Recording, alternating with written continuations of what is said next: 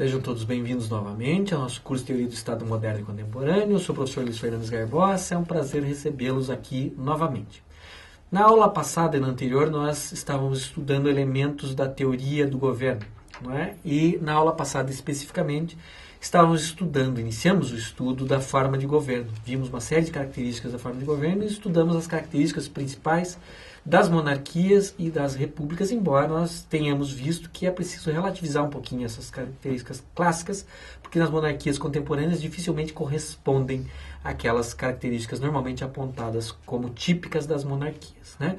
Depois nós entenderemos melhor, mas principalmente o advento do parlamentarismo transformou as monarquias e fez com que as monarquias sejam hoje elementos muito mais formais e simbólicos do Estado do que elementos práticos de governo. De modo que as monarquias hoje, sendo a maioria delas monarquias parlamentaristas, reservam pouco poder de decisão aos monarcas e fazem com que a família real e a instituição da monarquia, do trono da coroa, seja muito mais simbólica do que efetivamente de governo. Então nós vamos focar muito mais a nossa atenção nas repúblicas e depois nos parlamentos e nos gabinetes, nos sistemas monárquicos mais parlamentaristas ou com características típicas do parlamentarismo. Continuando esse tema ainda da forma de governo, que não foi possível concluir na aula anterior, nós temos que fazer uma tipologia que distingue alguns tipos, né, de monarquias e alguns tipos de repúblicas, né? Nós podemos historicamente identificar dois tipos básicos de monarquias, as chamadas monarquias absolutas ou absolutistas e as chamadas monarquias limitadas, né? O nome já diz o que são monarquias absolutas ou absolutistas. Aquelas típicas do absolutismo, aquelas nas quais o monarca tinha uma concentração grande de poder nas suas mãos. Não havia distribuição desse poder com nenhum outro centro. Legislava, governava, administrava, julgava, seja diretamente, seja por órgãos interpostos, órgãos que o representavam, né? Então a concentração do poder é característica daqui e a irresponsabilidade do monarca, a sua inviolabilidade é característica das monarquias absolutistas, né? O que acontece é que ao longo do tempo, por força de uma série de processos, né? Seja a resistência da nobreza, dos barões ou outros nobres, seja por meio de processos de revoluções, de democratização da sociedade, foram desaparecendo as monarquias absolutistas e em seu lugar foram sendo mantidas apenas aquelas monarquias que nós chamamos de monarquias limitadas. Por definição, monarquias limitadas são as monarquias não absolutistas, ou seja, aquelas nas quais não existe uma concentração enorme ou muito significativa de poderes nas mãos do monarca e aquelas nas quais o monarca não está acima da legalidade, o monarca não é irresponsável e assim por diante, né? São vários tipos de monarquias limitadas. A característica geral delas é esse fato, não serem absolutistas, existirem limites ao poder do monarca, né? Mas tem vários tipos. Nós podemos identificar três subtipos aqui, né? Monarquias limitadas de estamentos, monarquias limitadas parlamentares e monarquias limitadas constitucionais. Rapidamente, uma explicação sobre cada uma delas. O que são monarquias limitadas de estamentos? São monarquias em que quem limita o poder do monarca são os chamados estamentos. O que são estamentos? São os órgãos representativos de certas castas sociais, normalmente a nobreza e o clero. Essas são as típicas monarquias da Idade Média, de uma parte da Idade Moderna, talvez em algumas regiões da Europa, em que eram os estamentos, ou seja, os estados gerais ou as cortes gerais que limitavam o poder dos monarcas. Porque os monarcas dependiam dos nobres, dependiam dos barões, ou dependiam da igreja em alguma medida, e portanto eram esses órgãos que acabavam conseguindo limitar o poder dos monarcas. Mais tarde também a burguesia, que surge como um poder econômico e que acaba também ajudando a limitar o poder dos monarcas. Então, aqui o absolutismo é evitado por meio dos estamentos, por meio dessas castas ou dessas classes, né? Nós temos aí as monarquias limitadas de estamentos. As monarquias limitadas parlamentares são monarquias mais contemporâneas, né? São aquelas em que os estamentos e os órgãos de representação dos estamentos já desapareceram, mas que foram substituídos por parlamentos no sentido moderno, né? Órgãos representativos, normalmente providos por eleição, em que há um conjunto mais ou menos amplo, né, de parlamentares, deputados ou senadores ou ambos, né, que representam os eleitores e que eles passam a fazer esse papel de controle do poder, de fiscalização do poder e, portanto, de limitação do poder dos governantes. Então, as monarquias mais contemporâneas são, muitas vezes, monarquias limitadas de parlamentares. É o caso da Inglaterra.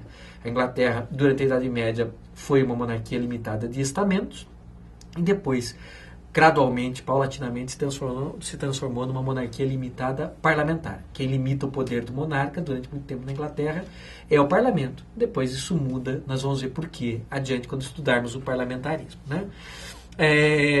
Por fim, ainda dentro do campo das monarquias limitadas, existem as chamadas monarquias limitadas constitucionais. Quem limita o poder do monarca aqui é uma Constituição.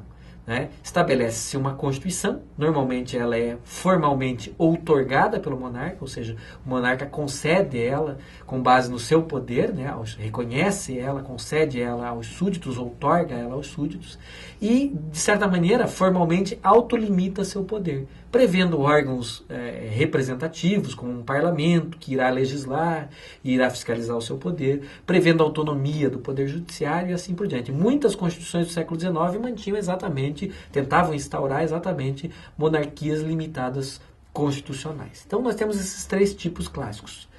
De modo geral, a categoria ou a classe das monarquias limitadas é entendida por oposição às monarquias absolutistas. Monarquias limitadas são aquelas que não são absolutistas, não é? Ou seja, existem limites ao poder do monarca, embora esse limite possa ser dado por uma Constituição, ou possa ser dado pelo parlamento, ou por outros órgãos ou outros processos políticos.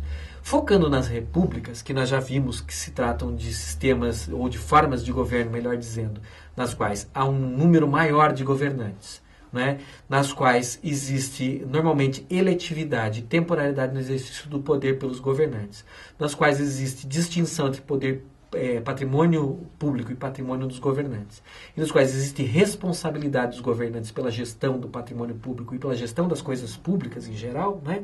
Nós temos dois tipos específicos aqui, dois subtipos, talvez, de repúblicas. Isso já aparece no texto de Maquiavel mesmo. Maquiavel, ao definir, né, os estados como monarquias ou como repúblicas, depois ele ainda afirma, né, as repúblicas podem ser aristocráticas ou democráticas. Qual é o principal critério aqui? Repúblicas aristocráticas são aquelas nas quais o poder está restrito a uma minoria, a uma elite. Normalmente a uma nobreza ou uma burguesia poderosa, por exemplo. É o caso, por exemplo, da República de Veneza. Durante muito tempo foi uma república aristocrática, né, independente, depois foi incorporada à Itália, mas durante muito tempo independente, e na qual era uma elite, uma minoria, né, de nobres que governavam. Então, é típica república aristocrática. Também a República Romana, na Antiguidade, né? A República Ateniense, eram todas repúblicas aristocráticas. Né? Embora fossem conhecidas como democracias, na prática eram apenas os homens maiores, proprietários, que exerciam poder, né, político, que participavam das decisões na Assembleia e, portanto, eram, na verdade, embora formalmente muitas vezes concebidas como democracias, na verdade eram repúblicas aristocráticas. Então, muito comuns na história as repúblicas aristocráticas. Uma minoria governa, não é? De outro lado, nós temos ainda as chamadas repúblicas democráticas, que são as repúblicas mais contemporâneas, né? São repúblicas em que o poder é exercido por um grupo maior, por um contingente maior de pessoas, né? São as repúblicas em geral que nós temos hoje, né? Em que existem vários órgãos, os órgãos principais do Legislativo e Executivo normalmente são eleitos por um colégio eleitoral muito amplo. Essas repúblicas democráticas normalmente estão associadas, como o próprio nome diz, à democracia e associadas ao sufrágio universal, ou seja, a um sistema em que o direito político chamado sufrágio é reconhecido à maioria da população de maneira não discriminatória. Isso faz com que a maioria da população seja capaz de se alistar como eleitor e de votar nas eleições, pelo menos, né? E que boa parte da população tenha a capacidade eleitoral passiva também, ou seja, possa se candidatar e possa ser votada. Então, isso faz com que essas repúblicas sejam consideradas como repúblicas democráticas. Agora, nós não podemos exagerar essa inclusividade, né? Na prática, o que existe é um eleitorado mais amplo, mas o governo é geralmente exercido por órgãos que têm um número de integrantes bastante reduzido. Os parlamentos contemporâneos têm de 500 a 700 parlamentares em geral, o que normalmente comparado com a população do Estado é uma minoria ainda, né? Por isso muitos autores, como nós veremos adiante, falam que qualquer sistema de governo sempre instaura um governo de minoria, mesmo as democracias. Mas, de modo geral, aqui existe uma participação mais ampla dos governados no governo e isso é relevante, isso é importante. Então, existe essa característica, né? As repúblicas democráticas são as repúblicas mais contemporâneas, que não têm essa característica de apenas uma minoria ter direitos políticos, poder votar ou ser votado, por exemplo, né?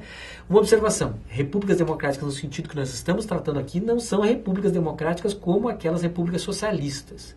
Muitas vezes os estados socialistas se autodenominam repúblicas democráticas, né?